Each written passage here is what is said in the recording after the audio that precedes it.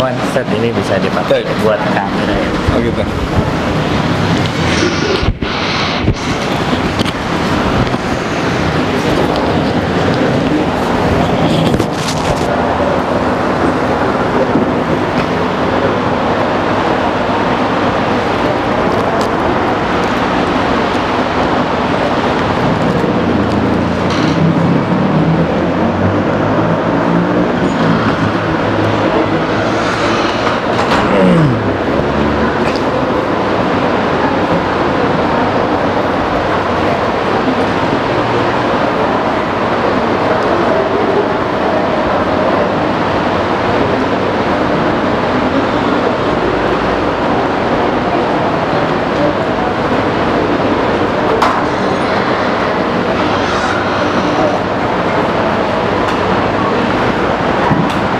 طيب. بسم الله الرحمن الرحيم. السلام عليكم ورحمة الله وبركاته. الحمد لله رب العالمين، والصلاة والسلام على أشرف الأنبياء والمرسلين نبينا محمد وعلى آله وأصحابه ومن تبعهم بإحسان إلى يوم الدين. أما بعد. Suaranya jelas nggak ya? Kayaknya lebih kencang suara kipas angin kita ini. Masya Allah.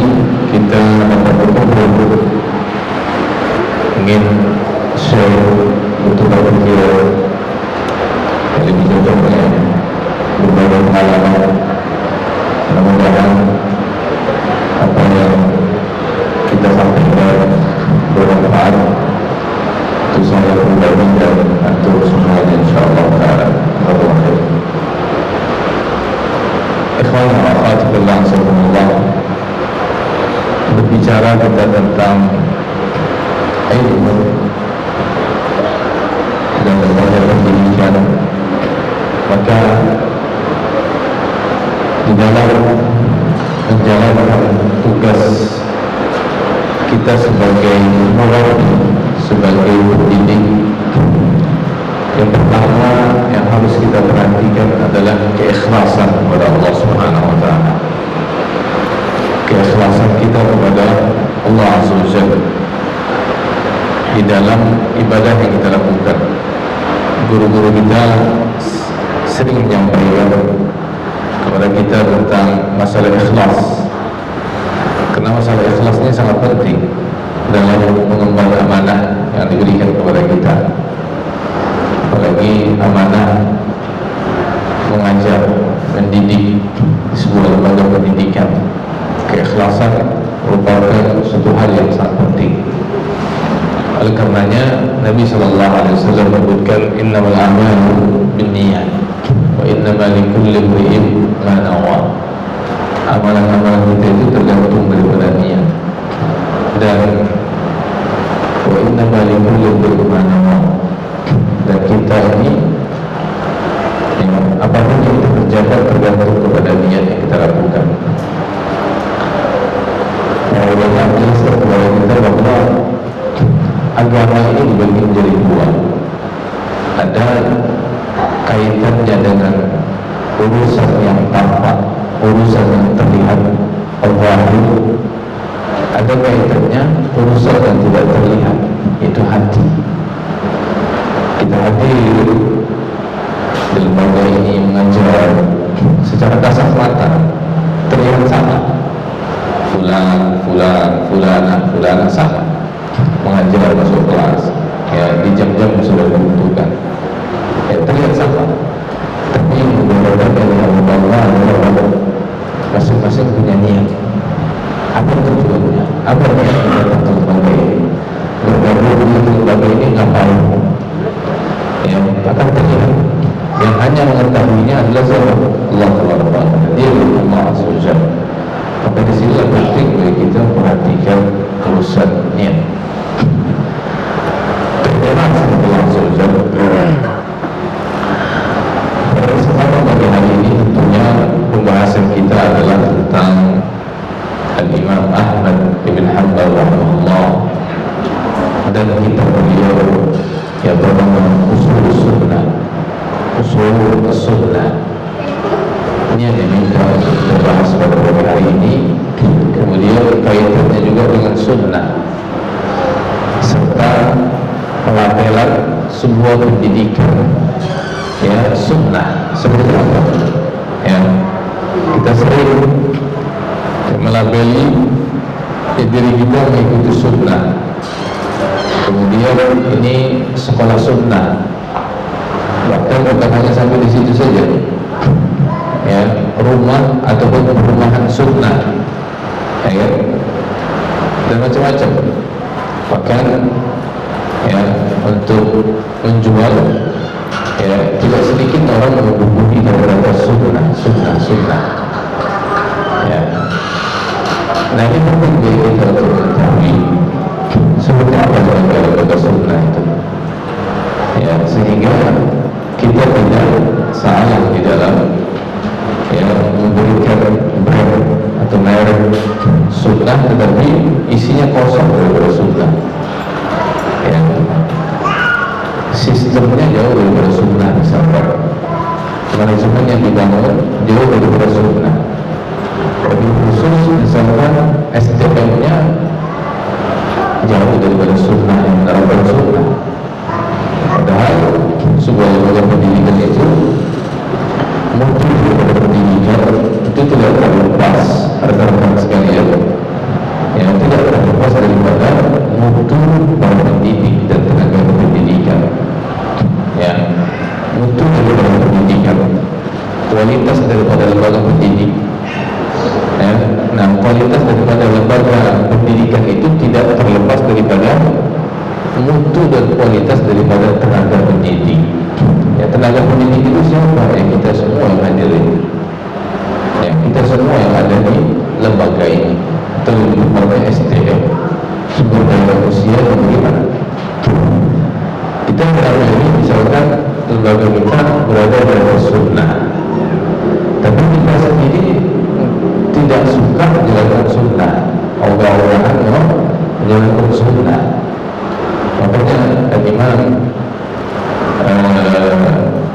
Syekh Al-Albani rahimahullah ta'ala menjelaskan orang banyak melabeli dirinya mengikuti manhaj as-salaf dalam masalah akidah, tetapi tidak dalam masalah muamalah.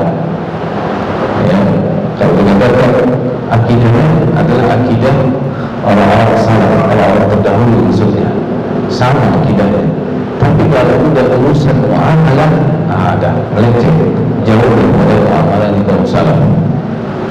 Ya, tidak menipu, tidak menzalimi orang lain, tidak makan harta orang lain. Ya. Nah kita dalam pendidikan ini gimana?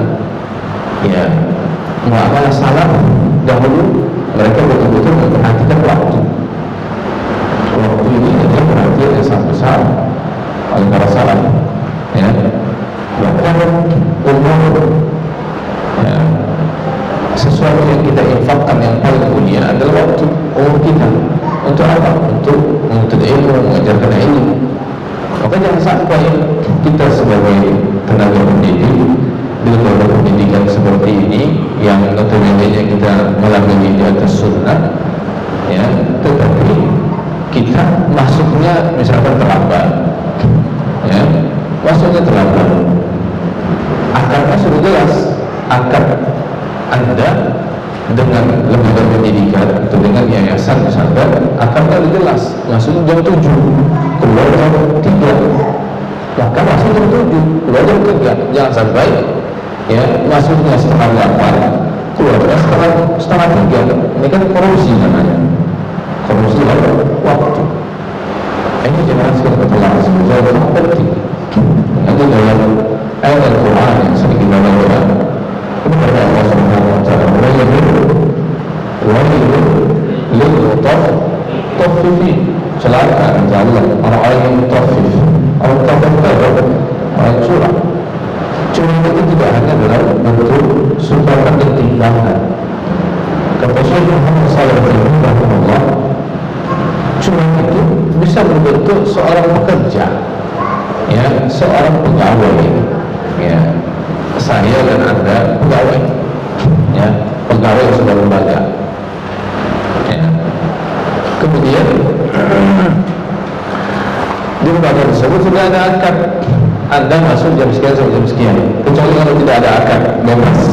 Ya, biasanya kalau tidak ada akad itu ya seperti apa namanya, ya mungkin gitu ya. Nah, tidak ada akad masuk jam sekian ke jam sekian, karena pimpinan itu biasanya hanya kontrol, mengawasi, ya. Tapi kalau mulai dari kepala sekolah sampai ke bawah itu ada akad jelas, ya. Kemudian, ya, Anda tidak masuk tepat pada waktunya berarti telah melakukan perbuatan curang. Akibatnya sesuai dengan akidah salaf, tapi muamalahnya tidak sama dengan muamalahnya salaf. Itu perkataan Syekh Al-Imam Al-Albani rahimahullah taala. Banyak orang sekarang, ya, ngakunya salaf tapi hanya dari sisi akidah, keyakinan, tapi muamalahnya jauh daripada akidah salaf, jauh daripada muamalah salaf. Nah, kita tidak demikian, ya. Dan jelaskan Allah SWT. Oleh karenanya, bila mana kita ingin melihat bagaimana semangat para ulama terdahulu di dalam menyampaikan ilmu atau di dalam belajar ilmu dan menyampaikan ilmu, maka salah satunya adalah kita melihat apa yang telah dilakukan oleh Al-Imam Ahmad ibn Hanbal rahimahullah ta'ala. Karena jamaah sekalian mengkaji sirah para ulama, ya, sebelum kita mengkaji sirah para ulama, kita mengkaji sirah nabawiyah, kemudian kita mengkaji sirah para sahabat dan sahabiyah, ya, dan para ulama kita. Itu dapat menumbuhkan semangat. Kita mengkaji sirah mereka ini dapat menumbuhkan semangat keimanan, semangat keistiqomahan, semangat keilmuan, semangat untuk menjadi tauladan yang terbaik, semangat untuk menjadi orang yang terbaik, ya, semangat untuk memiliki akhlak yang terbaik pula. Ini kita harapkan. Oleh karenanya, maka jangan sampai kita sebagai tenaga pendidik, sebagai guru, mudarris, pegawai, ya, tidak punya semangat dalam hal apa? Dalam hal menambah kafah ilmiah, dalam hal menambah kemampuan keilmuan.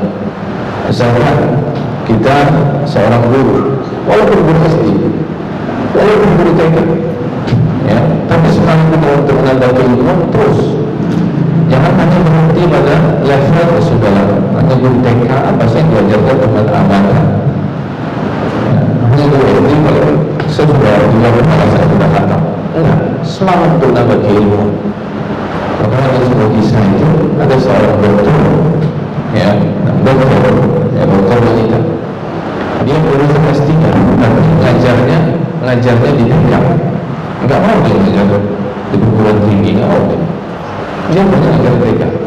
lulusan dokter. Ya. Ketika ditanya kenapa Anda nggak mau belajar lembaga pendidikan yang lebih tinggi, ya, di mana perguruan tinggi dan seterusnya, ya dia bilang hanya satu alasan dia.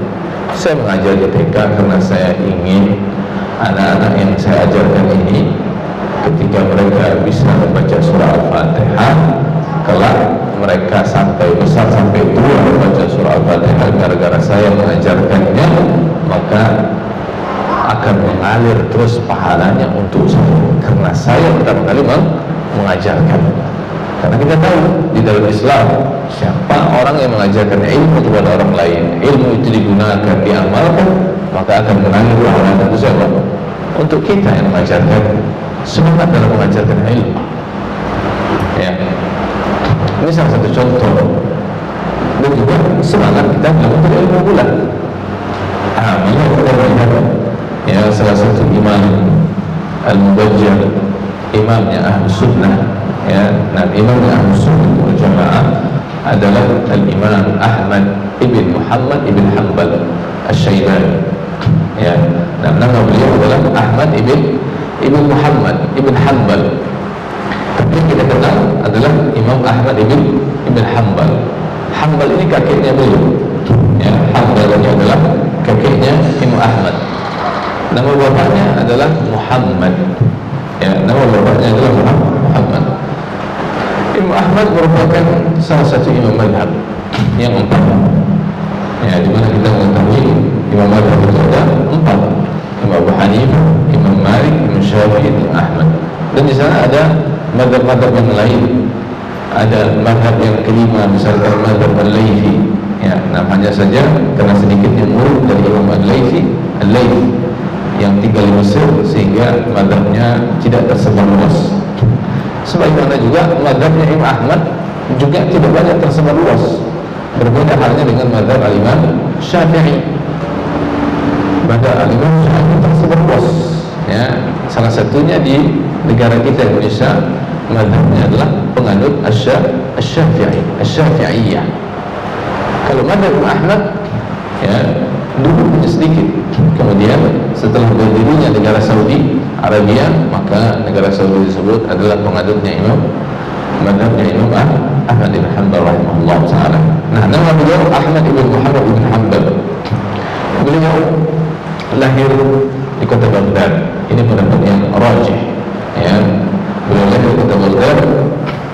Nah, karena ada pendapat yang mengatakan bahwa beliau lahir di kota Marwah. Marwah itu di Khurasan, ya, karena orang tuanya pindah dari Irak ke Khurasan, ya. Kemudian Imam Ahmad rahimahullah taala ketika ibunya dalam kondisi mengandung kembali ke Baghdad. Di sanalah Imam Ahmad dilahirkan, di Baghdad, pada tahun 164 Hijriah. Pada tahun 164 Hijriah atau, ya, 180 Masehi. Imam Ahmad rahimahullah taala dikenal dengan kesabaran yang begitu tinggi. Kesabaran, keteguhan, ketekunan, ya, kesungguhan, keistiqomahan di dalam apa? Di dalam menuntut ilmu dan di dalam menyampaikan dakwah. Kita lihat bersama contoh daripada Imam Ahmad dalam menuntut ilmu. Beliau pada suatu hari, ya, berangkat bersama sahabatnya, yaitu Yahya ibn Ma'in. Yahya ibn Ma'in. Nah, Yahya ibn Ma'in ini kita tahu bahwa beliau juga termasuk al-hadis. Yahya ibn Ma'in adalah sahabatnya Imam Ahmad. Mereka berdua berangkat ke mana? Berangkat ke Yaman.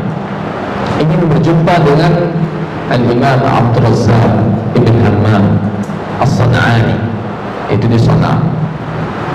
Al-Imam Abdul Razzaq adalah salah satu imam ahli hadis yang kita kenal dengan Musannaf Abdul Razzaq, ya. Beliau menghafal 14.000 hadis lebih. Al-Imam Abdul Razzaq. Sebelum sampai ke Yaman, Imam Ahmad ibn Muhammad ibn Hanbal dengan Yahya ibn Ma'in pergi ke Mekah dulu. Jadi dari Baghdad turun ke Mekah, ya, kemudian turun lagi baru ke Yaman. Dan Yahya bin Ma'in melaksanakan haji. Ya. Qadarallahu ma syafa'al, ketika sedang tawaf di Baitullah Ka'bah al-Musharrafah, Yahya bin Ma'in melihat Al-Imam Abdul Razzaq ibn Hammam As-Sad'ani sedang tawaf. Kata Yahya bin Ma'in, kesempatan. Maka beliau mengucapkan salam kepada Al-Imam Abdul Razzaq Yahya bin Ma'in dan memperkenalkan Imam Ahmad. Hada akhuk, ini saudara Ahmad ibn Hanbal. Kemudian Abdul Razzaq, Al-Imam Abdul Razzaq mengucapkan salam kepada Al-Imam Ahmad dan beliau mengatakan, kami banyak mendengar tentang wahai Ahmad ibn Hanbal, bahwa Imam Ahmad pada waktu itu sudah berumur hampir 40 tahun, ya, sudah berumur sekitar 38 tahun. Jadi Ahmad, ya, dengan kejurudannya beliau boleh menimba ilmu ketika umur 16 tahun, ya. Atau sebelumnya beliau sudah menimba ilmu, tapi khusus untuk menimba ilmu hadis ketika mulai berumur 16 tahun menimba ilmu hadis. Karena di Baghdad, ya, jemaah sekalian seluruhnya, ya, di Iran dan di Baghdad sekitarnya, kita tahu bahwa pada waktu itu ada dua madrasah, madrasah al-fiqh dengan madrasah al-hadis, madrasah fikih dan madrasah hadis. Madrasah fikih di situ terkenal di Arab, ya. Iraq itu ada Baghdad, Kufah, Basrah, ya, terkenal dengan madrasahnya, ya, Al-Imam Abu Hanifah, ya, Ahlul Ra'y. Nah, kemudian madrasahnya Al-Hadis, ya, di Arab. Kenapa para sahabat radhiyallahu anhum ajma'in banyak yang ke sana hijrahnya, ya. Nah, Al-Imam Ahmad lebih condongnya mempelajari ilmu hadis daripada mempelajari fikih. Awal beliau belajar fikih. Belajar fikihnya madhabnya Abu Hanifah dengan kepada sahabatnya Imam Abu Hanifah, itu Abu Yusuf, ya, kepada Abu Yusuf, itu sahabatnya Imam Sahib Abu Hanifah. Tapi tidak lama kemudian Imam Ahmad meninggalkan belajar, ya, fiqh. Beliau bercondong kepada ilmu hadis. Karena ilmu hadis tadi itu merangkum semuanya, fikul hadis, fikih dan seterusnya, ya. Sampai Al-Imam Syafi'i, kita tahu nama Al-Imam Syafi'i rahimahullah ta'ala guru Imam Ahmad. Salah satu guru Imam Ahmad adalah siapa? Al-Imam Syafi'i, ya. Sampai Imam Syafi'i berpesan kepada Imam Ahmad, wahai Ahmad, bila mana engkau mendapatkan hadis yang sahih, kabarkan kepada aku, kata Al-Imam Syafi'i, ya. Imam Syafi'i sampai berpesan demikian. Jemaah, kalau sampai, kalau engkau, ila sahha indahu bil hadis, kata Imam Syafi'i, bila mana, ya, menurutmu ada hadis yang sahih, fa'alimni bihi, informasikan kepada aku, ya, informasikan kepada aku hadis tersebut, sehingga kata Imam Syafi'i apa? Adhab ilaihi hijaziyan atau syamiyan atau iraqiyan atau yamaniyan, sehingga aku mendatangi hadis itu, sumber hadis tersebut, imam ke Syam atau ke Hijaz atau ke Yaman atau ke Iraq. Subhanallah, ini Imam Syafi'i. Imam Syafi'i mengambil hadis kepada Imam Ahmad, ya, karena Imam Syafi'i, ya, disebutkan dalam urusan fiqh. Oleh karenanya kita tahu kan, Al-Imam Syafi'i berwasiat kepada pengikutnya, kepada murid-muridnya, apa beliau? Idza sahha al-hadits fa huwa madhhabi. Bila mana ada hadis sahih, ya, ini bagaimana para ulama kita berpesan, ya. Berpesan kepada siapa? Kepada murid-muridnya, kepada pengikutnya. Idza sahha al-hadits fa huwa madhhabi. Bila mana ada hadis yang sahih, maka itu madhhab, kata Imam Syafi'i. Artinya apa? Bila mana ada pendapat beliau yang bertentangan dengan hadis yang sahih, buang pendapat beliau, kembali kepada hadis yang sahih. Beliau mengajarkan kepada pengikutnya agar tidak fanatik, buta, ta'assub madhhabi.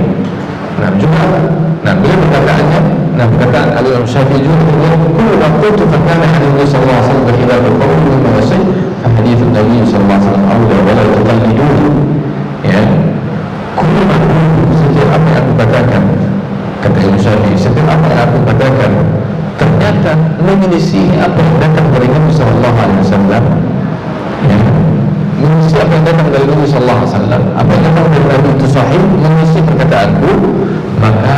Imam Syafi'i apa?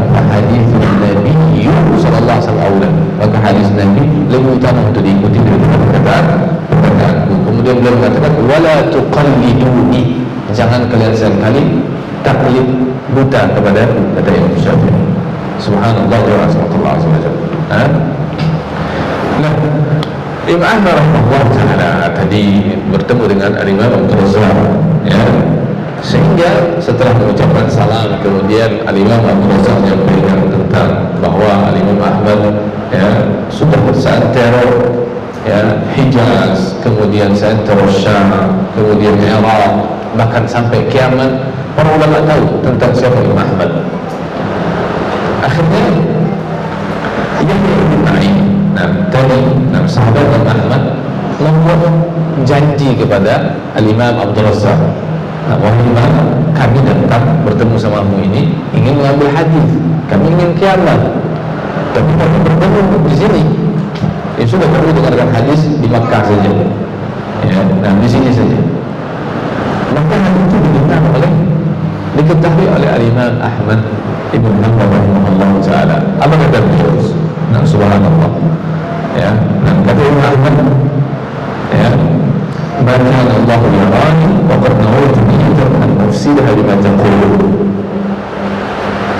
Nah, kata Imam Ahmad, wahai Ibrahim, kamu buat janji dengan Allah atau sakit mengenai hadis di sini. Kata Imam Ahmad, kita tetap berangkat kiamat nanti. Al-Imam Abdul Razzaq bukan kiamat, kita berangkat kiamat karena kita sudah berazam, bertekad. Kita ingin mendengarkan hadis, ingin mengambil hadis dari Al-Imam Abdul Razzaq di Yaman, bukan di Mekah. Tapi akhirnya kembali mengatakan kepada Al-Imam Ahmad, Ahmad, kita kalau berangkat kiamat butuh waktu sebulan. Pernah butuh waktu sebulan, perjalanan 2 bulan. Kalau kita ambil hadis di Mekah, kita sudah meringkas perjalanan 2 bulan. Kita untuk 2 bulan. Ya, kata Imam Ahmad tidak. Dia berkata yang masyhur, aku tidak ingin Allah Taala melihat kita, melihatku yang sudah berniat ingin berangkat kiamat mendengarkan hadis, lalu aku membatalkannya gara-gara perkataanmu, gara-gara janji yang kamu sudah buat dengan Al-Imam Abdul Razzaq. Akhirnya nanti masih termasuk Al-Imam Yahya bin Ma'in mengikut Imam Ahmad berangkat kiamat pergi menemui Al-Imam Abdul Razzaq. Padahal kalau sekiranya mereka di Mekah, nah bisa kan memang bisa, tapi Imam Ahmad gak mau karena sudah punya niat azam yang kuat ingin menuntut ilmu daripada orang yang akan terlalu lain. Sampai seperti itu jemaah, ya, sampai seperti itu para ulama kita dalam menuntut ilmu, semangatnya luar biasa. Bahkan diceritakan sesampainya Imam Ahmad, ya, sudah mau mendekati Yaman, perbekalannya habis, enggak ada lagi, ya, karena yang namanya perjalanan butuh bekal, ya. Makanya Imam Syafi'i itu memberikan wasiat ya, wabul mutun kata beliau, adanya bulghah, ya, nah bekal. Baik, alhamdulillah.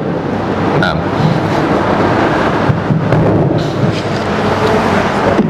jazakumullah khairan. Tes.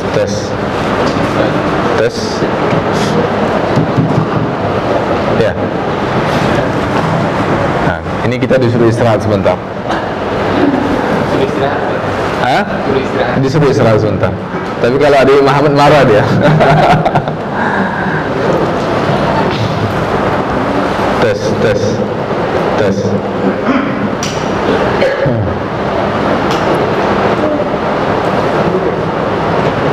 Fadal.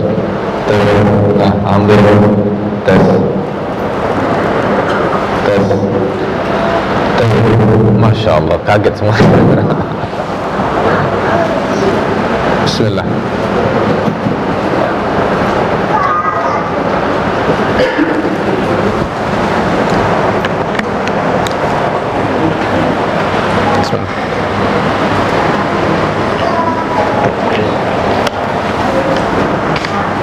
Tes.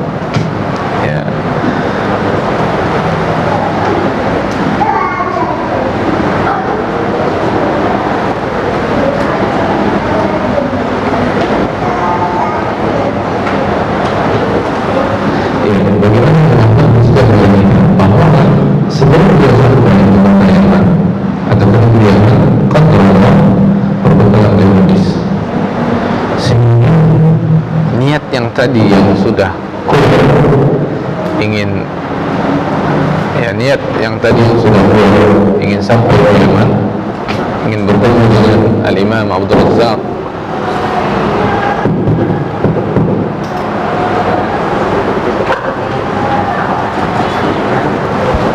tes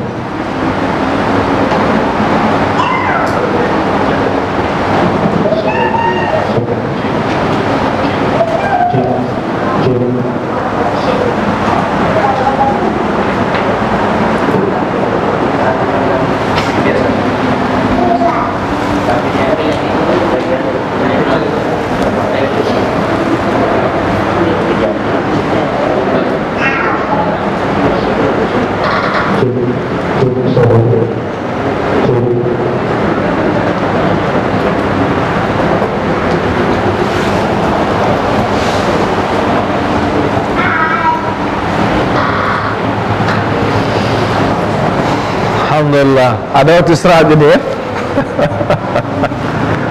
Tapi tetap semangat ya. Nah, tetap semangat insyaallah. Buat penyemangat ya, buat penyemangat. Insyaallah. Barakallahu fikum.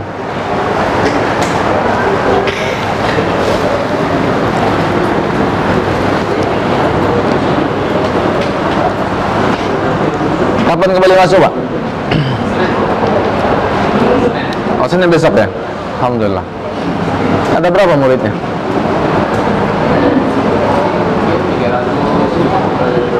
350-an ya? Masya Allah. Masya Allah. Jadi kalau sholat ke situ? Sholat jemaah ke situ? Ah.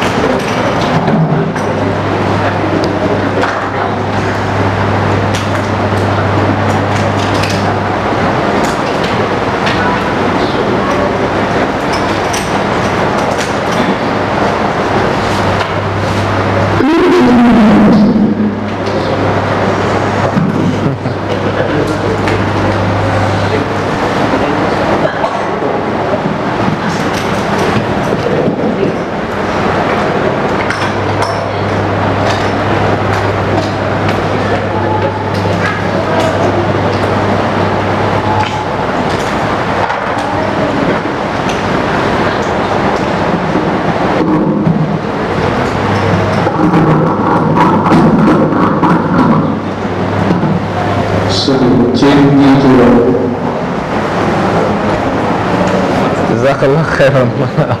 Allah yabarik lakum.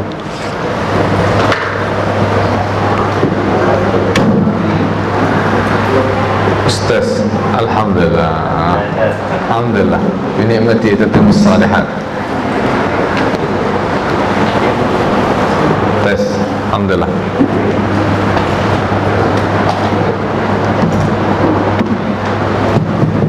Baik, kita lanjutkan ya. Nah, Al-Imam Ahmad rahimahullah ta'ala, bismillah, alhamdulillah, wassalatu wassalamu ala rasulillah. Al-Imam Ahmad rahimahullah ta'ala, jamaah sekalian Allah azza wa jalla, karena tekad yang begitu kuat tadi ya, jadi kalau ada kendala seperti ini jangan kita patah semangat. Nah, tetap semangat. baik pematerinya ataupun para pendengar, audiens ya, tetap semangat, insyaallah, karena itulah yang sudah Allah azza wa jalla takdirkan untuk kita, pasti semuanya ada kebaikan. Al-Imam Ahmad rahimahullah ta'ala sebelum sampai kota Yaman beliau kehabisan bekal, maka fa'aqra nafsahu min ba'd al-hammalin ila an wafa Sana'a. Maka apa yang terjadi? Beliau ya membuka jasa. Jadi apa? Jadi buka jasa untuk ya mungkin mengangkut dan seterusnya untuk bisa sampai ke Yaman. Ya. Untuk membantu untuk mengangkat dan seterusnya untuk bisa sampai ke Yaman. Ya, sampai ke Sana'a.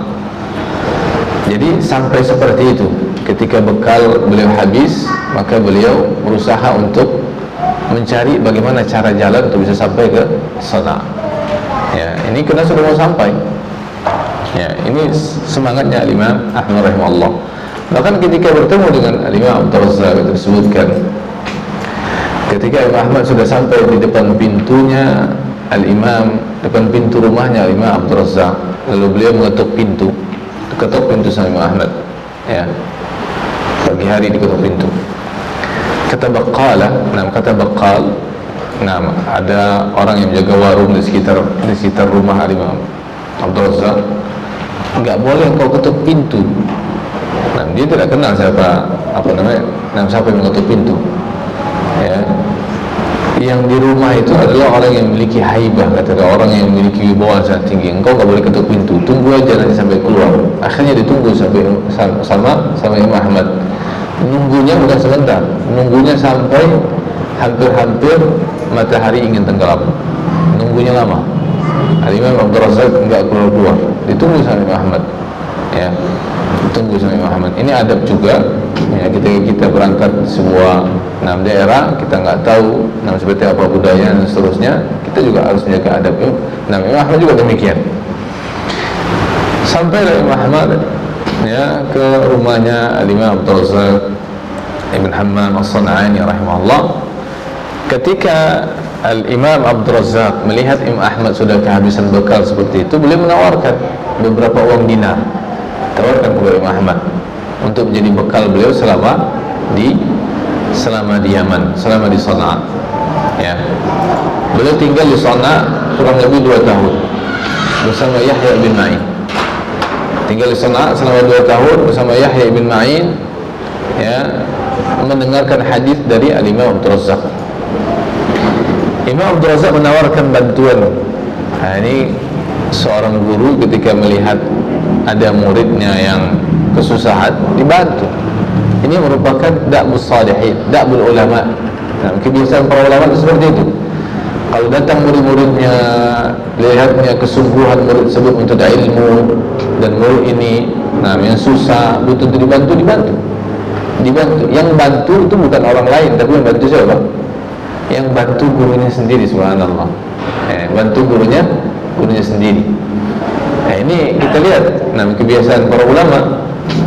Ya, dan kita lihat juga para ulama kita seperti Syekh Muhammad Shalih Al-Utsaimin, Syekh bin Baz, rahimahullah taala, mereka membantu murid-muridnya. Bahkan Syekh Muhammad Shalih Al-Utsaimin, ya, apa yang diberikan negara untuk beliau, ya, ratib gaji beliau diberikan oleh negara, beliau infakkan semuanya untuk apa? Untuk membangun maskan, untuk membangun asrama santri-santri beliau.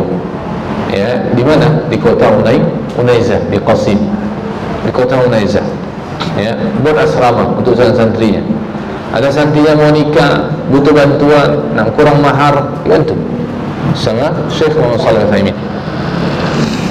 Bahkan ada lagi kejadian ketika Syekh Muhammad Shalih Al-Utsaimin diberikan hadiah oleh orang yang beliau tidak kenal.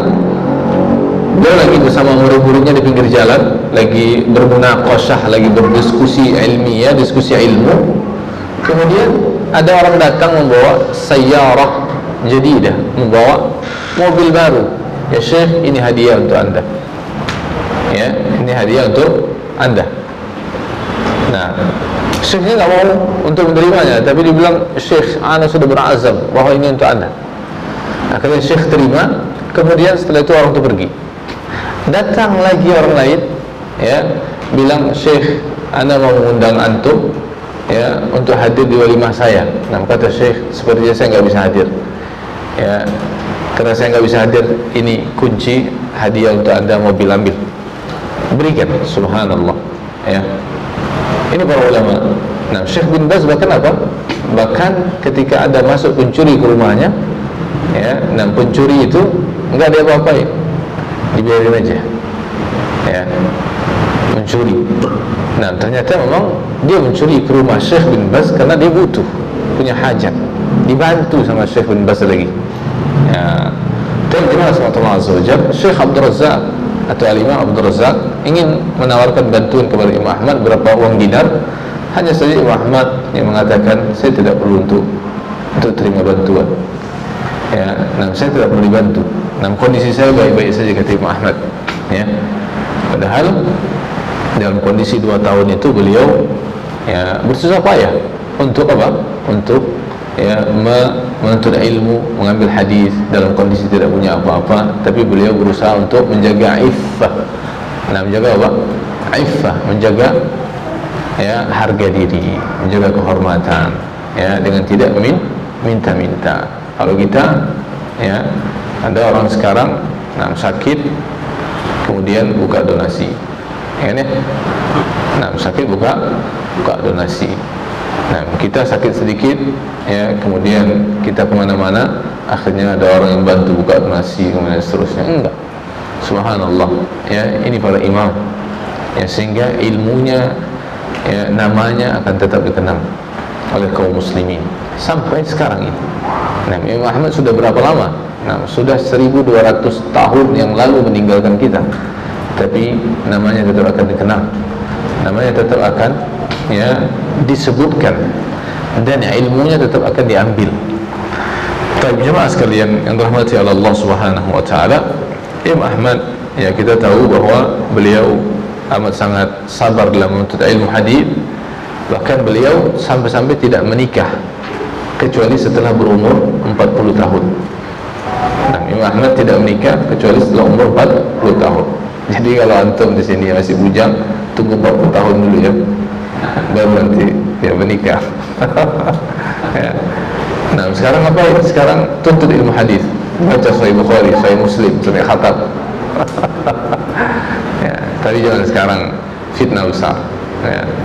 Silakan menikah, tapi jangan lupa menuntut ilmu. Ya, menikah silakan, tapi jangan lupa menuntut ilmu. Ya. Kalau Imam Ahmad enggak, umur 40 tahun baru menikah. Bahkan Imam Ahmad tidak memberikan fatwa, tidak mengajar, tidak memberikan fatwa. Ya, bahkan fatwa beliau itu enggak akan keluar kalau tidak ditanya. Ini. Imam Ahmad itu kalau tidak ditanya tidak akan beliau sampaikan fatwa. Ya. Kalau tidak ada yang bertanya, maka tidak akan disampaikan ilmu. Itu Imam Ahmad. Majlis beliau adalah majlis yang dimana semuanya tidak ada yang bercanda. Majlis Imam Ahmad itu tidak ada canda sedikit pun, nggak ada, gitu ya. Imam Ahmad majlisnya benar-benar diam, anteng, ya, anteng. Bahkan gurunya Yazid, ya, salah satu gurunya bernama Yazid itu segan sama beliau, segan. Karena guru beliau ini, Yazid, kadang-kala ada mizah, ada candaan di dalam majlisnya. Sampai-sampai, ya, ketika Al-Imam Yazid, ya, di dalam majlisnya bercanda, kemudian masuk Imam Ahmad, lewat Imam Ahmad, dan Imam Ahmad mendaham. Yazid, Al-Imam Yazid, mendengar itu suara Imam Ahmad, langsung dia tepuk jidat. Ya, kenapa kalian nggak ngomong kalau di sini ada Imam Ahmad? Kata Imam Yazid. Kalau tahu ada Imam Ahmad, aku nggak berani untuk bercanda kepada kalian. Saking apa? Hormatnya mereka kepada Imam Ahmad. Nggak ada, nggak ada candaan. Apa alasannya? Apa alasan Imam Ahmad tidak ada bercanda di dalam majelis ilmunya? Kata beliau, meriwayatkan hadis itu bagian daripada apa? Bagian daripada ibadah. Meriwayatkan sunnah, meriwayatkan hadis itu ibadah bukan? Ibadah. Maka di dalam ibadah tidak ada bercanda. Itu alasan Imam Ahmad, ya. Kalaulah meriwayatkan hadis itu kepada murid-muridnya, itu bagian daripada ibadah. Menyampaikan ilmu ini kan bagian daripada ibadah. Bahkan aqrabu, ajal ibadah, afdal ibadah, seutama-utamanya ibadah, wa ajalul qurbat, dan amalan yang kita dekatkan kepada Allah yang paling agung adalah menyampaikan ilmu, belajar ilmu dan menyampaikan ilmu. Maka Imam Ahmad itu mengatakan apa? Ya, karena dia merupakan bagian daripada ibadah, maka orang beribadah nggak boleh bercanda. Gitu. Sampai seperti itu. Sampai seperti itu. Subhanallah. Maka kalau ada majlis ilmu yang isinya ketawa-ketiwi, nggak ada ilmunya itu. Nggak ada ilmunya. Yang dapat hanya apa? Hanya sekedar untuk menghilangkan stres, untuk apa? Menghilangkan, ya, rasa kegundahan. Tapi tidak ada ilmu. Tidak ada ilmu, ya. Baik, jemaah sekalian terhormat. Yang dirahmati oleh Allah Subhanahu wa taala, Al-Imam Ahmad, ya, beliau diuji dengan ujian yang sangat berat, ya, di masa hidup beliau, yaitu ketika beliau berumur 54 tahun. Ketika beliau berumur 54 pada tahun 218. Ya, kita tahu bahwa Imam Ahmad itu wafatnya pada tahun, lahir pada tahun 164, wafatnya pada tahun 241. Nah, di saat beliau berumur kurang lebih 54 tahun, yaitu pada tahun 218, beliau diuji dengan ujian yang sangat berat. Ujiannya adalah apa? Datang dari penguasa Daulah Al-Abbasiyah. Daulah Al-Abbasiyah, di mana ya, Daulah Abbasiyah itu bertempat di Syam, di Suriah sekarang. Ya, nah, ibu kotanya di Syam, di Damaskus, ya. Atau dulu ibu kotanya di Raqqah. Nah, Raqqah itu salah satu provinsi di Suriah. Nah, Raqqah yang sekarang sudah hancur lulanta ya oleh rezim Asad. Beliau diuji pada zaman Khalifah Al-Ma'mun. Ya, nah kita tahu kan bahwa Khalifah Abbasiyah itu ada Harun Ar-Rasyid, ada siapa lagi Pak? Ada Harun Ar-Rasyid, kemudian ada Al-Amin, ya, kemudian ada Al-Ma'mun. Setelah Al-Ma'mun ada Al-Mu'tasim Billah. Setelah Al-Mu'tasim ada Al-Wathiq. Nah, Al-Wathiq ya. Setelah Al-Wathiq ada Al-Mutawakkil. Nah, tiga khalifah ini, yaitu Khalifah Al-Ma'mun, kemudian Khalifah Al-Mu'tasim, dan Khalifah Al-Wathiq, beliau Imam Ahmad mendapat ujian di sana. Nah, mendapat ujian di sana, yaitu ujian di mana Khalifah Al-Ma'mun terpengaruh dengan akidahnya Al-Mu'tazilah. Ya, terpengaruh dengan akidahnya Al-Mu'tazilah. Nah, penguasa pada waktu itu terpengaruh dengan akidah Al-Mu'tazilah yang dibawa oleh Ahmad ibn Abi Du'ad. Abu Abdullah Ahmad ibn Abi Du'ad, ya, di mana dia menyebarkan pengaruh ataupun pemahaman Mu'tazilah. Mu'tazilah itu adalah orang-orang yang menganggap pelaku dosa besar itu keluar dari Islam tapi belum kafir. Di dunia para pelaku dosa besar itu keluar dari Islam tapi belum kafir. Ya, dia antara dua posisi. Pelaku dosa besar, misalnya ada orang berzina, ya sudah, orang berzina itu sudah keluar dari agama Islam. Dia bukan lagi mukmin, tapi keluar dari Islam, tapi belum kafir. Hukumannya pada hari kiamat, orang yang seperti ini, kata Al-Mu'tazilah, orang yang berbuat dosa besar, maka kelak akan abadi kekal selama-lamanya dalam api neraka. Mu'tazilah juga berkeyakinan, ya, mereka menafikan sifat-sifat Allah Subhanahu wa taala. Mu'tazilah juga adalah mereka yang mengingkari takdir, bahwa perbuatan hamba itu tidak ada kaitannya dengan apa? Dengan ilmu Allah, dengan Allah menciptakan perbuatan hamba. Ya, sebaliknya kalau Ahlussunnah berkeyakinan bahwa perbuatan yang kita lakukan, ucapan yang kita keluarkan, gerak-gerik yang kita lakukan, itu semuanya atas takdir dari Allah, dan Allah yang menciptakannya. Allah yang menulis dalam Lauh Mahfuz. Ya, kalau mereka orang-orang Qadariyah, Al-Mu'tazilah ini tidak. Ya. Dan Mu'tazilah kita ketahui bahwa mereka lebih banyak mengandalkan apa? Mengandalkan akal. Kalau ada nas yang tidak masuk akal, mereka tolak. Walaupun nas itu adalah hadis yang sahih, mereka akan tolak. Nah, fitnah yang disebarkan oleh Ahmad ibn Abi Du'ad adalah fitnah khalqil Quran. Mengatakan bahwasanya apa? Al-Quran itu makhluk. Al-Quran itu makhluk. Ya. Ini bertentangan dengan pendapatnya Ahlussunnah. Nah, Ahlussunnah itu mengatakan Al-Quran itu apa? Al-Quran itu kalamullah. Al-Quran itu bukan makhluk. Al-Quran yang kita baca, Alif Lam Mim Kaf Ha Ya Ain Shad, itu bukan makhluk. Itu adalah kalamullah, firman Allah Subhanahu wa taala. Minhu bada' wa ilaihi ya'ud. Ya, dimulai dari Allah dan akan kembali kepada Allah Subhanahu wa taala. Ya. Nah, fitnah khalqul Quran inilah yang menimpa pada waktu itu siapa? Semua para ulama yang ada di kota Baghdad. Ya. Yang ada di kota Baghdad, karena al-Imam karena Khalifah Ma'mun menulis kepada qadi, menulis kepada hakim yang ada di kota Baghdad untuk mengumpulkan semua para ulama. Siapa yang dikatakan ulama, kumpulin.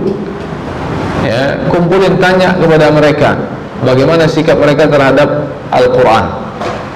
Kalau mereka mengatakan Al-Quran bukan makhluk, tangkap, dipenjara, diikat, ya, diborgol dan disiksa. Maka semua dikumpulkan para ulama di kota Baghdad oleh hakim yang bernama Yusuf ibn Ibrahim. Yusuf ibn Ibrahim dikumpulkan, kemudian ditanya satu-satu. Maka semuanya menyerah, nggak sanggup, karena kalau tidak mereka akan disiksa. Semuanya akhirnya mengatakan apa? Quran itu makhluk, Quran itu makhluk, Quran itu makhluk, Quran itu makhluk. Kecuali ada 4 ulama. Ya, dari 4 ini salah satunya adalah Imam Ahmad. Ya.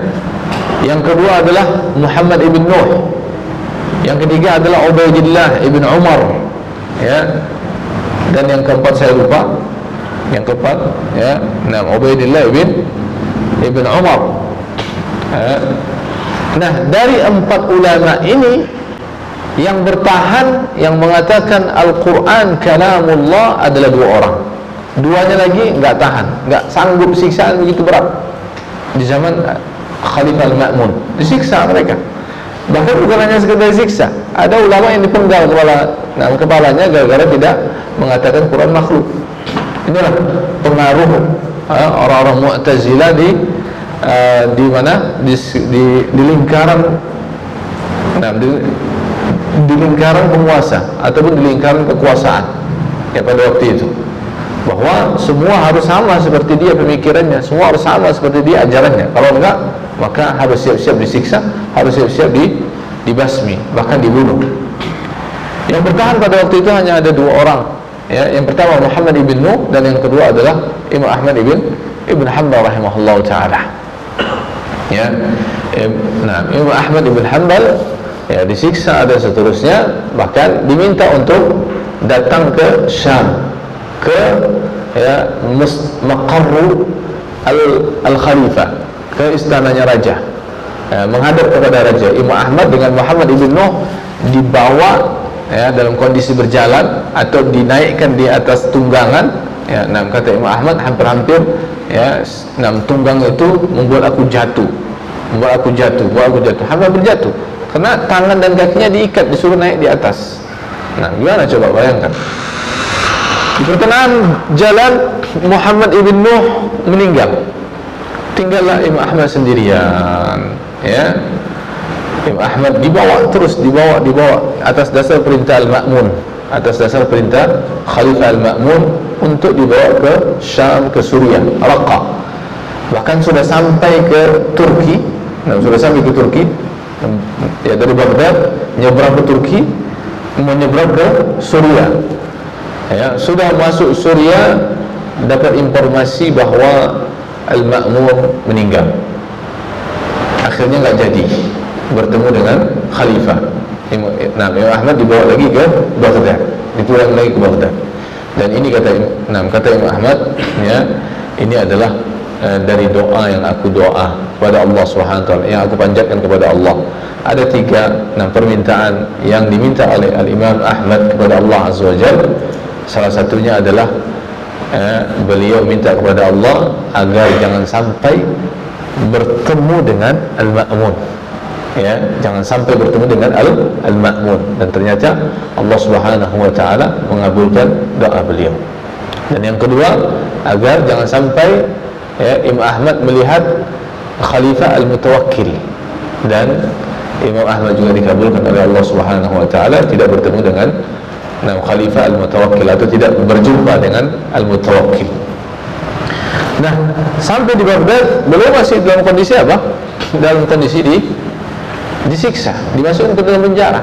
Ya, kurang lebih beliau Imam Ahmad di penjara itu kurang lebih 28 bulan. 2 tahun 4 bulan 2 tahun 4 bulan di penjara. Setelah Al-Ma'mun ya meninggal, maka digantikan dengan Al-Mu'tasim Billah. Al-Mu'tasim, pada saat Al-Mu'tasim Billah inilah Imam Ahmad disiksa dengan siksaan yang lebih berat ya, bahkan seekor gajah pun tidak sanggup kalau disiksa dengan siksaan yang menimpa kepada Imam Ahmad. Bahkan Imam Ahmad mengatakan, yang paling aku takutkan ya dari siksaan itu adalah bukan dipenggalnya lehermu, bukan. Yang paling aku takutkan dari siksaan itu adalah bila mana aku dicambuk. Cambuk, jemaah. Cambuk, 2 kali cambuk kan langsung pingsan. 2 kali cambuk kan langsung pingsan. Bahkan disebutkan, kalau nggak salah saya baca dalam kitab Syiar Alam Nubala itu disebutkan, cambukan itu yang dicambukkan kepada Imam Ahmad, kalau sekiranya cambukan tersebut dicambukkan kepada gajah, gajah itu akan mati. Kalau cambukan kepada gajah, gajah itu akan mati. Saking beratnya cambukan tersebut. 2 kali Imam Ahmad dicambuk langsung pingsan. Ya, bukti dari pingsannya apa? Ya, setelah beliau tidak sadarkan diri, ya, kemudian ditusukkan ke tubuh beliau pedang. Beliau nggak merasakan sama sekali. Ditusukkan pedang, ya, ke tubuh beliau, tidak dirasakan sama sekali sakitnya tusukan pedang tersebut. Saking beratnya ujian yang menimpa kepada Imam Ahmad. Bahkan, ya, ikatan ataupun belenggu yang membelenggu beliau tangan dan kakinya sampai ditambah lagi, bukan hanya 1 kali ikatan, tapi tiga belenggu yang mengikat tangan dan kaki beliau. Subhanallah, jemaah sekalian azza wajalla. Ya, diminta untuk apa? Untuk mengucapkan ya bahwa Al-Quran itu adalah makhluk, tapi Imam Ahmad tetap kepada pendiriannya, mengatakan Al-Quran kalamullah. Ketika Mu'tasim Billah meninggal, maka dilanjutkan kepada berikutnya adalah Al-Wathiq. Nah, di saat pada Khalifah Al-Wathiq ini, Imam Ahmad ya pada akhirnya apa? Lebih ringan. Ya, lebih ringan. Nah, pada Khalifah Al-Wathiq ini, ya kenapa lebih ringan? Karena Imam Ahmad dengan dicambuk, dengan disiksa, dengan diuji dengan ujian yang sangat berat tersebut, justru membuat para pengikutnya, justru membuat nama Imam Ahmad seantero sejagat raya menjadi apa? Sum'ahnya menjadi lebih terkenal, ya, viral lah kalau bahasa kita sekarang, ya, sehingga terkenal beliau, ya, karena orang pasti menukilkan dari mulut ke mulut informasi Imam Ahmad disiksa, Imam Ahmad dicambuk karena mengatakan Al-Quran kalamullah. Maka pada waktu Khalifah Al-Wathiq, ya, tidak dilakukan dalam bentuk apa? Siksaan. Karena orang-orang Mu'tazilah berkompromi dengan siapa? Dengan penguasa pada waktu itu. Kalau gitu kita nggak usah siksa lagi. Ahmad. Nggak perlu kita siksa lagi. Kenapa? Karena kalau kita siksa, sum'ah, nama beliau semakin apa? Semakin dikenal, semakin tersebar informasi, dan orang semakin benci kepada penguasa. Ini berbahaya, ya, bagi Mu'tazilah berbahaya. Akhirnya apa? Dibuatlah peraturan, Imam Ahmad dikeluarkan dari penjara, tapi peraturannya adalah Imam Ahmad tidak boleh mengajar, tidak boleh menyampaikan ilmu, dan tidak boleh sholat ke masjid. Subhanallah, dilarang sholat masjid. Selama 5 tahun Imam Ahmad tidak boleh mengajar dan tidak boleh sholat ke masjid. Subhanallah, Imam Ahmad, ya, selama 5 tahun lebih tidak boleh mengajar dan tidak boleh ke masjid, ya. Setelah itu Imam atau Khalifah Al-Wathiq meninggal, digantikan oleh Al-Imam Al-Mutawakkil. Maka di saat Al-Imam atau di saat Khalifah Al-Mutawakkil naik, ya, memegang tahta kekuasaan, maka dirubahlah semuanya, ya, yang tadi para penguasa didekati, ya, berkumpul, bahkan menterinya adalah orang-orang Mu'tazilah, dicopot semuanya, diganti semuanya. Pada saat Khalifah Al-Mutawakkil lah, ya, kembali sunnah, ya kembali sunnah tersebut, ya kembali sunnah. Kemudian Imam Ahmad diperbolehkan untuk mengajar kembali. Ini keteguhan Imam Ahmad. Fitnah yang beliau lalui enggak lama, hanya sekian tahun saja, ya. Setelah itu apa? Sekian tahun setelah itu berlalu fitnah tersebut, ya. Nah, kadang-kala kita terhadap penguasa ini nggak sabaran, ya, mudah untuk wah nggak bisa ini, berontak, berontak. Padahal fitnah tersebut akan berlalu.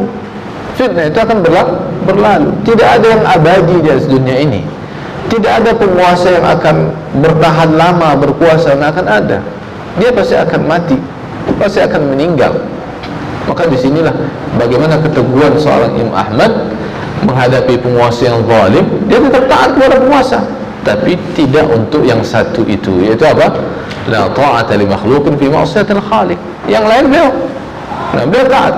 Padahal Imam Ahmad, ya, di kajiannya itu ketika beliau membuka pertama kali dirasa atau darsnya, ya, dalam kajian beliau ketika buka pertama kali, yang hadir pada waktu itu 5,000. Yang hadir di kajian beliau itu ada 5.000 orang.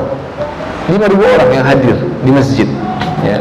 Ya, karena beliau punya 2 kajian. Ada kajian khusus di rumah beliau, itu hanya dihadiri oleh para tulabul ilm, ya. Ada kajian umum yang dihadiri oleh 5.000 orang, ya, sehingga membuat beliau terkenal. Kalau sekiranya Imam Ahmad menyuruh, ya, umat manusia yang hidup pada waktu itu untuk memberontak, untuk keluar, ya, menentang penguasa, maka akan keluar. Buktinya apa? Buktinya ketika Imam Ahmad meninggal, ya, jenazah beliau dihadiri oleh 1 juta kaum muslimin. Dan pada waktu itu kaum muslimin dan para ulama menyebutkan tentang apa? Tentang bagaimana lautan manusia, tidak ada tempat, tidak ada celah di muka bumi ini yang ada apa namanya, yang ada celah sedikit pun, ya, melainkan di situ ada manusianya untuk mengiringi jenazahnya Imam Ahmad, ya. Bahkan disebutkan, ya, dalam kitab Manaqib Al-Imam Ahmad yang dikarang oleh Al-Imam Ibnu Jauzi, ya, bahwa salah seorang ulama itu menyebutkan bahwa apa? Hari kematian Al-Imam Ahmad merupakan hari apa? Hari pembeda antara Ahlus Sunnah dengan Ahlul Bid'ah, ya. Yang hadir pada waktu itu ramai, ya. Bahkan orang semuanya membuka pintu rumahnya untuk apa? Untuk orang bisa mengambil air wudhu ingin menyolatkan jenazahnya Imam Ahmad, karena butuh air, ya. Orang ketika batal wudhunya dibukakan pintu, manusia membukakan pintu rumahnya semuanya agar orang-orang masuk.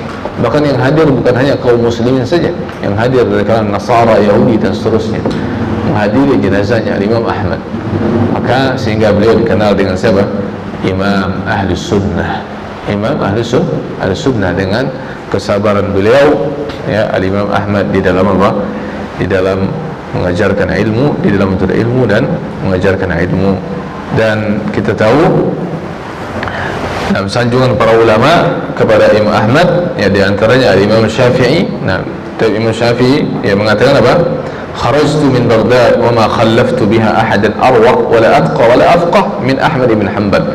Aku meninggalkan kota Baghdad dan aku tidaklah meninggalkan seseorang yang lebih wara dan lebih bertakwa dan yang paling faqih dalam urusan agama daripada Imam Ahmad ibn Hanbal. Dan masih banyak lagi, ya, sanjungan-sanjungan para ulama. Dan di antara guru-guru beliau adalah yang paling terkenal adalah Al-Imam Syafi'i rahimahullah ta'ala. Dan yang pertama kali beliau mengambil hadis dari Al-Imam Hushaim ibn Bishir. Adapun murid-murid beliau, murid-muridnya Imam Ahmad banyak sekali. Di antara yang paling terkenal dari murid-murid beliau adalah siapa? Yang memiliki 2 kitab As-Sahihaini. Itu siapa? Al-Imam Al-Bukhari dan Imam Muslim. Itu muridnya Imam Ahmad ibn Hanbal rahimahullahu ta'ala rahmatan wasi'atan. Baik jemaah sekalian Allah azza wajal, sekira secara singkat itu yang kita ingin bicarakan tentang Imam Ahmad, bagaimana keteguhan beliau dalam menuntut ilmu. dan bagaimana keteguhan beliau di dalam berdakwah, serta bagaimana keteguhan beliau ketika menghadapi fitnah yang menimpa kepada beliau dan menimpa kepada para ulama pada masa beliau. Dan beliau Al-Imam Ahmad meninggal pada umur 77 tahun pada tahun 241 Hijriah, ya, pada tahun 241 Hijriah, ya. Dan meninggalnya beliau, ya, ada pengaruhnya daripada bekas siksaan yang menimpa kepada beliau rahimahullah ta'ala, kepada Imam Ahmad, ya.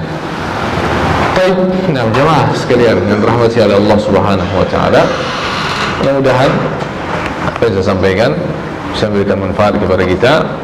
Dan insyaallah taala di antara karya beliau adalah karya yang sangat fenomenal. Di antaranya adalah kitab Al-Musnad. Nah, kitab apa? Al-Musnad. Kitab Al-Musnad ini mengumpulkan hadis-hadis Nabi SAW. Jumlah hadisnya kurang lebih 40.000 hadis. 40.000 hadis dalam kitab Musnad. Bahkan disebutkan setelah diseleksi. Itu setelah diseleksi. Kalau sebelum diseleksi, ya, kitab Al-Musnad itu mengumpulkan 750.000 hadis. 750.000 hadis. Dan Imam Ahmad menghafal hadis itu disebutkan oleh para ulama, ya, bahwa Imam Ahmad menghafal hafizah alf hadis. Alf itu berapa? Alf itu sejuta hadis. Alf seribu, ya, 1 juta hadis Imam Ahmad menghafal. Karena kita tahu Imam Ahmad itu punya kekuatan hafalan yang sangat luar biasa, ya, kekuatan hafalan, ya. Kalau zaman kita kan tidak, kekuatannya adalah berinteraksi dengan HP. Itu paling kuat. Ya, kalau orang dulu enggak, kekuatan hafalan. Kalau kita kuat berinteraksi dengan HP, ya. Imam Ahmad bin Hanbal, ya, punya kitab yang namanya Musnad. Nah, yang menakjubkan dari kitab beliau ini mengumpulkan 40.000 hadis, ya. Semua hadis tersebut sudah diamalkan oleh beliau. Karena hadis itu kan sunnah Nabi, kan, ya? Nah, hadis itu kan sunnah Nabi. Semua hadis 40.000 jumlahnya, semuanya sudah diamalkan oleh Imam Ahmad. Bahkan ketika beliau membaca hadis sampai kepada hadis Nabi ihtajama. Apa itu? Nabi ihtajama aja, Bang. Nabi itu apa? Ihtajama itu apa? Berbekam. Nabi itu berbekam. Nabi pernah berbekam, ya, kemudian setelah berbekam memberikan kepada orang yang membekam beliau, itu Abu Atiyah, ya. Kalau nggak salah saya namanya Abu Atiyah. Beliau SAW memberikan upah kepada orang yang membekam beliau uang 1 dinar. 1 dinar itu kalau kita rupiahkan sekarang berapa? 1 dinar itu kan kurang lebih, ya, walaupun ada ikhtilaf di antara para ulama, ya, ada yang mengatakan 3,7 sekian gram emas, ada yang mengatakan 4,2,5, yaitu 4 gram 2,5, ya, 2,5, ya, emas, itu 4 seperempat, ya, 4 seperempat gram emas. Emas itu sekarang kurang lebih hampir 1 juta, kan? Nah, hampir 1 juta kan, 1 gram. Berarti apa? Nah, kita katakanlah 1 juta 1 gram, berarti 4 gram sudah 4 juta. Seperempatnya 250.000. Berarti Nabi berikan 1 dinar kepada tukang bekam, itu sama dengan memberikan 4.250.000. Sekali bekam 4.250.000. Nabi itu berikan. Nah, kalau kita sekarang kan bekam seikhlasnya dikasih 5.000. Nah, ada tukang bekam yang curhat pada saya, Ustaz, kita buka bekam, kan mengambil upah bekam itu kan, nah, dilarang sama Nabi, kan, ya. Nah, mengambil upah artinya kita menjadi apa namanya, profesi kita sebagai tukang bekam, kan, gitu. Kemudian, nah, karena ini profesi, maka kita, nah, artinya menjadikan itu sebagai apa namanya, nah, sebagai pemasukan, itu dilarang sama Nabi. Nah, tukang bekam cerita, kita buka seikhlasnya, tapi yang dimasukkan ke dalam itu cuma 5.000, 10.000 katanya. Nah, tisu saya sudah berapa, gitu, kan, ya? Tisu alkohol saya sudah berapa, Ustaz? Nah, jadi repot memang orang sekarang. Kalau udah dikasih seikhlasnya, ya sudah, saya enaknya dewe, gitu, ya. Ya kan, gitu. Subhanallah. Nah, Imam Ahmad ketika membaca hadis ini, beliau panggil tukang bekam, beliau berbekam, kemudian setelah selesai bekam, beliau apa? Berikan 1 dinar kepada tukang bekam. Ingin mengamalkan sunnah. Mengamalkan sunnah. Semangat mengamalkan sunnah itu harus ada. Ya, bagi para pendidik, ya kita harus terdepan karena kita qudwah. Ya, karena kita apa? Qudwah. Karena kita uswatun hasanah. Santri-santri kita ini, murid-murid kita ini yang dilihatnya bukan orang lain, lihatnya kita. Pak guru saya seperti ini, ya sudah saya ikut. Ustadz saya, guru saya seperti ini, ustadzah saya ya seperti ini. Ya, dia akan ikut kita, dia akan cuma mencontoh. Makanya para ulama itu menyebutkan apa? Lisanul hal lebih kuat asarnya dibandingkan lisanul maqal. Nah, lisanul hal itu apa?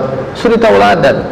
Kita berdakwah dengan cara suri tauladan, dengan cara mencontohkan itu lebih mengokoh, lebih kokoh, lebih kuat dibandingkan kadang-kadang apa? Dengan kita ngomong. Ya, kadang-kadang di kelas itu berkali-kali dia ngomong, dia nggak mau ikut kan gitu ya. Tapi ketika kita mencontohkan, dia mau ikut. Ya, dia melihat apa yang kita lakukan. Ini ya, nah, murid-murid kita, apalagi seusia anak TK dan SD. Anak TK dan SD itu kan belajarnya dengan cara apa? Melihat dan contoh, menirukan. Makanya jangan dipaksa anak-anak SD umur 6 kelas 1 SD harus sudah bisa calistung kan gitu ya. Jangan dipaksakan dia sudah harus bisa baca. Anak SD masih kelas 1 wajar dia belum bisa baca, itu wajar karena dia belajarnya dengan cara menirukan. Ya, kita diktein, ditiru kita ulangi, dia akan mengulangi. Makanya target di SD kelas 1 misalkan nggak usah banyak hafalannya, karena cara menghafal dia dengan cara apa? Kita mentalkinkan kepada dia dengan cara kita tirukan. Ya, itulah caranya. Yang ya karena sesuai dengan taraf usia mereka. Nah, makanya dalam hal ini jangan sekali untuk Allah Azza wa Jalla, semangat kita mengamalkan sunnah ini harus kuat, apalagi kita sebagai seorang pendidik. Ya, sebagai seorang pendidik kuat dalam mengamalkan sunnah. Kita terdepan dalam masalah sunnah, ya. Nah, mengamalkan sunnah Nabi SAW. Sunnah Nabi itu kan banyak sekali ya. Nah, sunnah Nabi itu kan banyak sekali dalam muamalah kita, dalam urusan ibadah, ya. Nah, dalam apa saja banyak sekali sunnah-sunnah yang masih berceceran di tengah-tengah kita. Nah, sementara kita adalah seorang pendidik, maka seorang pendidik sudah harus lebih di saf terdepan untuk mengamalkan sunnah dibandingkan murid-murid kita. Sebelum murid-murid kita terlebih dahulu, karena ini contoh. Maka dari situlah nanti kelak akan melahirkan generasi. 10 tahun yang akan datang, subhanallah, kita akan melihat, nah, dengan izin Allah subhanahu wa ta'ala, dakwah sunnah ini akan semakin menyebar. Saat ini saja dakwah ini sudah subhanallah, masya Allah, nah, tabarakallah, sudah begitu menyebar. Ya, nah, sampai kemarin sudah ada fatwa dari apa? untuk diputus gitu kan ya, untuk di stop, untuk dibubarkan kajian-kajian sunnah kan gitu ya. Nah, apalagi 10 tahun yang akan datang. Nah, ini semuanya akan terlihat bila mana kita sungguh-sungguh, kita sebagai pendidik sungguh-sungguh ya, sebagai pendidik. Dan kita melihat bahwa ya, sebuah pemikiran, sebuah ajaran itu akan apa? Akan eksis. Ya, akan eksis, terus akan ada, bahkan terus akan berkembang bila mana ya adanya lembaga pendidikan yang dikelola dengan baik. Ya, karena kalau lewat ceramah-ceramah itu kurang. Ya, lewat ceramah-ceramah itu kurang. Lewat lembaga pendidikan. Kalau mau mengkader apa? Mengkader orang-orang yang nanti kelak akan melanjutkan estafet dakwah ini lewat lembaga pendidikan. Makanya kita melihat ya, Muhammadiyah. Nah, kenapa terus eksis? Ya, karena mereka punya lembaga pendidikan di mana-mana ada. Ya, nah, lembaga pendidikan. Ya, maka lewat lembaga pendidikan ini jangan sampai tercoreng lembaga sunnah tapi tidak sesuai dengan sunnah kan gitu. Terutama SDM-nya, nah, tenaga pengajarnya. Makanya rekrutmen itu penting. Ya, setelah direkrut bagaimana? Setelah sudah masuk, bagaimana diadakan apa? Diadakan upgrade terus. Ya, diadakan terus upgrade ya, terus ditambah kafah ilmiahnya dengan ada pelatihan, tambah kafah ilmiah dan pelatihan dan seterusnya. Ya, kalau tidak bisa ya sudah selesai, cut kan gitu. Kalau sudah tidak bisa dibina, dia apa? Di-cut. Ya begitu udah, ya. Agar sebuah lembaga pendidikan itu apa? Sebuah lembaga pendidikan itu benar-benar mutunya terjamin. Mutu itu kan suatu pekerjaan yang dikerjakan sesuai dengan standar yang telah ditetapkan, kan gitu ya. Itulah mutu, kan gitu. Nah, suatu pekerjaan yang kita kerjakan sesuai dengan standar. Standar itu yang sudah kita tetapkan itu bagaimana di sini? Ya. Nah, standarnya seperti apa? Outputnya seperti apa? Ya, lewat sistemnya. Nah, sistemnya ya sudah. Makanya membangun itu kan, membangun sekolah itu kan lewat 3 hal, kan gitu ya. Membangun sistem, membangun SDM, membangun fasilitas, kan gitu ya. Bangun sistem, silakan bangun sistem. Nah, sistem itu kan ya sifatnya duniawi. Ya, selama tidak bertentangan sistem tersebut dengan syariat, silakan sistemnya mau seperti apa. Di manajemen, ya, di manage dengan sebaik-baiknya, silakan. Nah, manajemen itu kan ilmu duniawi, silakan. Selama tidak bertentangan dengan apa? Dengan syariat, maka silakan aja kita berkreasi. Mau ambil sistem apa namanya, total quality management, kan gitu ya. Nah, total quality apa? TQM ya. Nah, sekarang kan sekolah-sekolah itu kan lebih ke situ arahnya. Nah, total quality management. Padahal itu sebenarnya konsep yang diadopsi, diambil daripada konsep bisnis, kan gitu ya. Makanya sekarang kita lihat sekolah-sekolah itu lebih condongnya kepada bisnis jadinya. Nah, kita tidak, sekolah sunnah ini tidak ada orientasinya bisnis. Bukan bisnis kita orientasinya. Orientasinya adalah bagaimana kita ingin mencetak kader-kader yang kelak akan berdakwah dengan Allah Subhanahu wa taala, yang kelak akan menjadi bibit-bibit unggul dan seterusnya, ya. Makanya sistem, silakan buat sistemnya. Tapi jangan lupa di sana yang paling pertama kita perhatikan adalah SDM. Karena mutu daripada pendidikan itu tidak terlepas, atau mutu dari lembaga pendidikan itu tidak terlepas siapa SDM yang ada di dalamnya.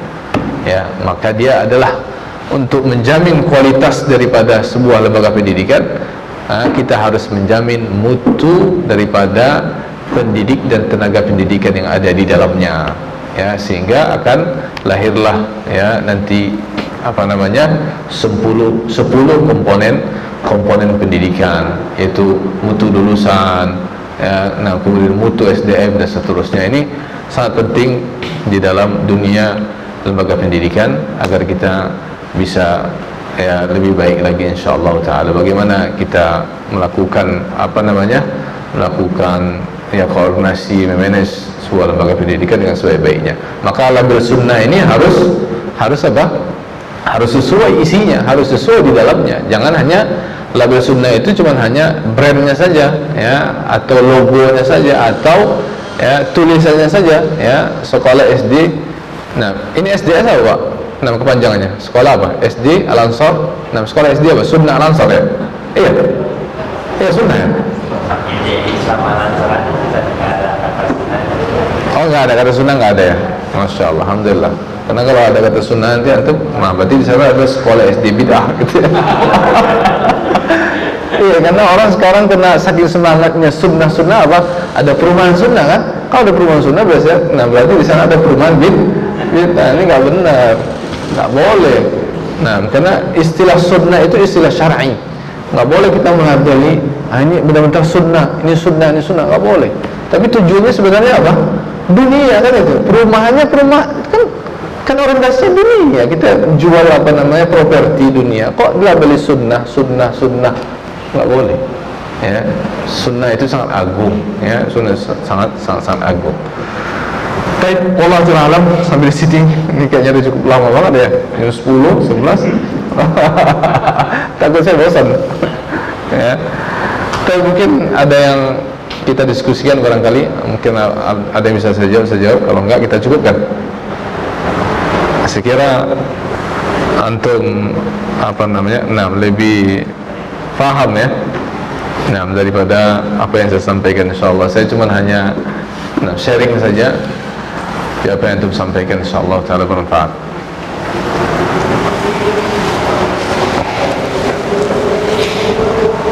Ini kelas berapa nih? 8. Oh, kelas 8 ya? 8 dan 7. 8 dan 7, Masya Allah. Masya Allah. Fadal, ada yang menanyakan, Pak? Nah, Fadal.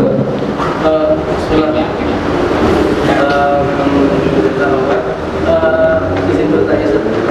kalau misalnya kan akad ya dalam pekerjaan ini kan jelas gitu, dan kita harus mengikuti akadnya. Iya. Muslim Rasulullah. Nah, tapi kalau misalnya begini, Ustaz. Ketika si pengajar ini terlambat, maka dia kan sudah korupsi misalkan waktu gitu, tapi ternyata ada ukubah juga. Punishment. Punishment ya? Ya, ada punishmentnya. Apakah dia masih tetap jatuh ke korupsi ini, korupsi waktu yang dari akadnya ini, atau dia sudah digugurkan dengan punishment ini? Iya. Masya Allah. Baik, Anda boleh tahu antum sebagai apa di sini? Oh, pengajar ya. Bukan sebagai apa namanya? Ini kepala sekolah bukan ya? Bukan ya. Baik, Masya Allah. Iya, jadi dengan adanya punishment tersebut sebenarnya sudah menggugurkan akad yang sudah dibuat, tapi dia tetap bisa dibilang berdosa. Ya, nah, karena dia terlambat. Nah, sebagai hukuman dia, karena ada timbal baliknya, kalau kamu terlambat sekian persen dipotong kan gitu ya. Oke, ya dari sisi duniawinya iya, tapi dari sisi komitmen kita yang sudah kita buat jam 7 harus datang, antum menyelisihi, walaupun sudah dipotong, tetap antum berdosa di situ. Nah, berdosa. Ya, nah jadi hukumannya bukan hanya sebatas di dunia saja, tapi ada hukuman dosanya kan gitu ya. Karena kita terlambat. Ya. Nah, terlambat di situ. Ya, lebih baik ketika kita terlambat dengan uzur syar'i kita sampaikan. Kalau sekiranya kita punya uzur syar'i, misalkan lagi sakit perut gitu kan ya, kemudian sampai terlambat datang ke sekolah, sampaikan kita punya uzur syar'i. Ya, mau diterima atau nggak terima itu urusan berikutnya. Ya, walaupun dengan uzur syar'i tersebut bukan berarti kita ingin minta agar tidak dipotong. Potong silakan, tapi kita ada uzur syar'i. Begitu pula yang sering saya sampaikan kepada rekan-rekan di ma'had kita, ya, ketika kita masuk ke kelas terlambat, sampaikan kepada murid-murid kita apa alasan kita terlambat. Jangan murid-murid kita itu senantiasa melihat kita suka terlambat tapi nggak ada alasan, atau sering memberikan alasan juga tidak baik. Misalkan masuk jam 7.30 katakanlah, masuk ke kelas, kita masuknya jam 7.45, kan sudah terlambat berapa itu? 45 menit. Nah, ini yang perlu kita perhatikan ya. Kehadiran itu kadang-kala kita hadir ke lembaga tepat waktu. Ya, ini yang sering juga kita sampaikan, kita ingatkan kepada rekan-rekan di sana. Jangan sampai disiplin kita itu ya, dari sisi kehadiran misalkan kita disiplin hadir hanya sampai di lembaga karena punya aturan bahwa apa? Kalau datang lewat dari jam 7 maka punishmentnya dipotong sekian ribu rupiah misalkan, sehingga kita hadir jam 7 udah hadir. Tapi di saat kehadiran di kelas, nah di sini kadang-kala suka terlambat karena tidak ada pemotongan di situ, ya kan ya? Kadang-kala guru itu pintar mensiasatinya. Hadir di lembaganya oke, tapi tidak oke di saat hak santri ya dikurangi, tidak hadir tepat waktu. Ya, ini sering terjadi kadang-kala. Hadir di halaqah Quran padahal cuma hanya 45 menit katakan, atau 1 jam. Ya, gurunya, ustadzanya baru datang ya setelah 20 menit berlalu halaqah, atau setelah 15 menit berlalu, berarti sudah mengurangi hak siswa-siswi. 15 menit dikurangi itu sudah banyak, 15 menit itu sudah banyak. Makanya saya katakan, kalau kita punya uzur, sampaikan kepada murid kita, siswa-siswi kita, mohon maaf, nah anak-anak sekalian, ya murid-murid ustaz sekalian, murid-murid guru sekalian, ya ustaz tadi terlambat karena alasan begini, mohon maaf. Tapi kita komitmen ya, nah, terlambatnya tidak keseringan, bukan sepekan sekali terlambat, sebulan sekali pun juga jarang ya, sesekali terlambat. Tapi kalau sepekan ya 2-3 kali, sepekan sekali aja kalau bisa jangan terlambat kan gitu. Apalagi kalau dalam sepekan sampai 3 kali terlambat masuk kelas, ya ini nggak baik. ya nggak baik. Ya, ini tidak baik kita mencontohkan kepada murid-muridnya. Ya, lebih baik Anda terlambat datang ke lembaga. Ya, ini menjadi present buruk bagi yang lain, bagi guru-guru yang lain. Ya, dibandingkan Anda terlambat masuk ke kelas menjadi present buruk bagi siapa? Siswa-siswi. Dan mereka akan mencontoh. Mereka akan mencontoh. Kalau mereka menjadi pegawai, menjadi guru juga. Nah, dulu guru saya juga terlambat masuk, santai aja. Nah, ini jangan sampai. Ya. Wallahu ta'ala. Nah.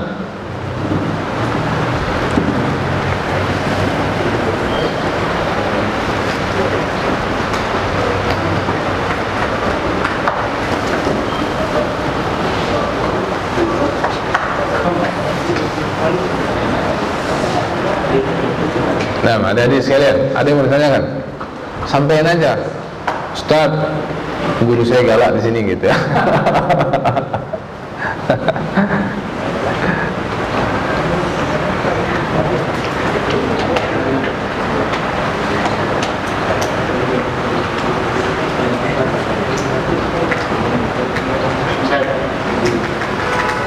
Nah, fadal.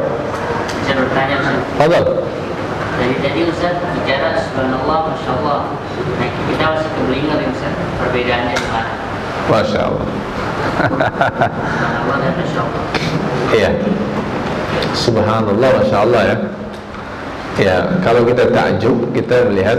Nah, kalau kita takjub, kita mengucapkan masya Allah, gitu ya. Kalau kita takjub.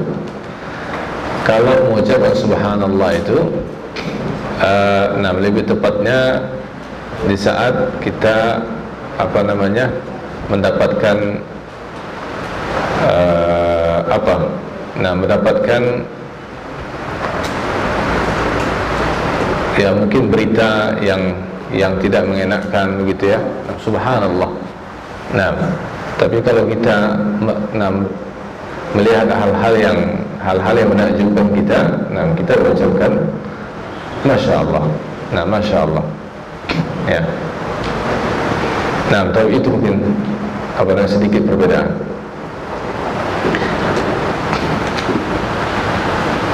Ada lagi? Nah, terkait fitnah tadi yang terjadi kepada sikap para ulama yang tidak di luar kota itu bagaimana? Mungkin tadi sahabatnya Imam Yahya bin Ma'in dan yang lain. Iya, sikap para ulama ya, baik yang di dalam kota Baghdad ataupun di luar kota Baghdad, bagi mereka yang tidak sampai ditangkap, mereka memotivasi Imam Ahmad, mendukung Imam Ahmad, memberikan dukungan penuh kepada Imam Ahmad untuk jangan sampai menyerah. Itu. Dan saya lupa namanya, nama para ulama yang mengucapkan salam kepada Imam Ahmad yang berada di luar kota Baghdad, ya. Mereka mengucapkan salam kepada Imam Ahmad dan memberikan pesan dukungan kepada Imam Ahmad, dan itu banyak, bukan hanya satu dua para ulama. Mereka memberikan dukungan kepada Imam Ahmad lewat pesan yang mereka sampaikan kepada salah seorang yang ingin bertemu kepada Imam Ahmad atau yang ingin berangkat ke kota Baghdad dan bertemu dengan Imam Ahmad. Dukungannya adalah bentuknya setelah mengucapkan salam kepada Imam Ahmad, mereka mengatakan, wahai Imam, hendaklah engkau bertakwa kepada Allah Subhanahu wa taala, di belakangmu ada umat. Ya, kalau engkau luntur dari keteguhan prinsip yang mengatakan bahwa Al-Quran kalamullah, maka umat di belakangmu akan mengikuti juga. Kalau engkau mengatakan Al-Quran makhluk, umat di belakangmu akan ikut juga.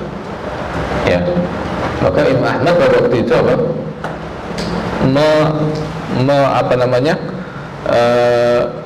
menambah kekuatan beliau, ya, menambah kekuatan beliau. Maka beliau mengucapkan masya Allah, masya Allah, masya Allah sampai 3 kali beliau mengucapkan. Ya, ini adalah nasihat yang luar biasa, kata beliau. Motivasi dari para ulama untuk Al-Imam Ahmad agar tetap bertahan untuk tidak mengatakan Al-Quran makhluk.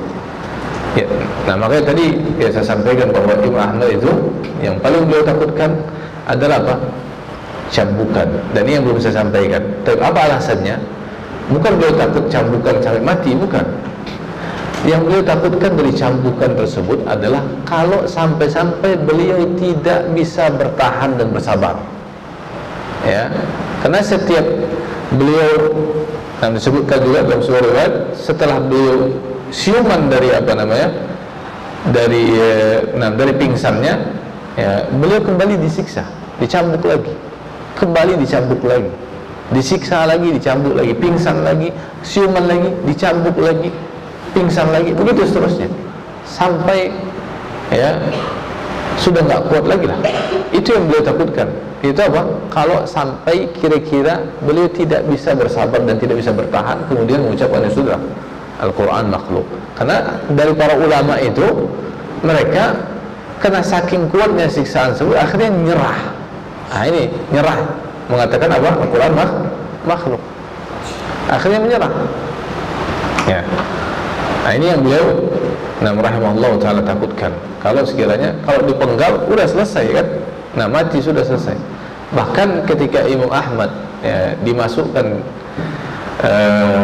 di hadapan Al-Mu'tasim Billah, ya, nah di hadapan Al-Mu'tasim Billah, ya, pada waktu itu baru saja 2 orang ulama dipenggal, baru saja 2 orang ulama dipenggal. Kemudian disampaikan kepada Imam Ahmad, apakah engkau akan mengatakan Al-Quran makhluk? Kata beliau tidak. Berani Imam Ahmad mengatakan untuk tidak, padahal di depan beliau ya sudah dipenggal 2 orang ulama. Ya. Kalau dipenggal beliau tidak takut, tapi yang beliau takutkan kalau sekiranya sampai tidak bisa sabar untuk menerima siksaan tersebut. Dan para ulama ya mereka menguatkan Imam Ahmad Ibn Hanbal rahimahullah ta'ala. Tapi Allah ta'ala alam. Sekiranya cukup ya, insyaallah kita tutup ya kajian kita pada siang pagi menjelang siang ini dengan doa kepada majlis. Subhanakallahumma wa bihamdika asyhadu an la ilaha illa anta astaghfiruka wa atubu ilaik. Assalamualaikum warahmatullahi wabarakatuh.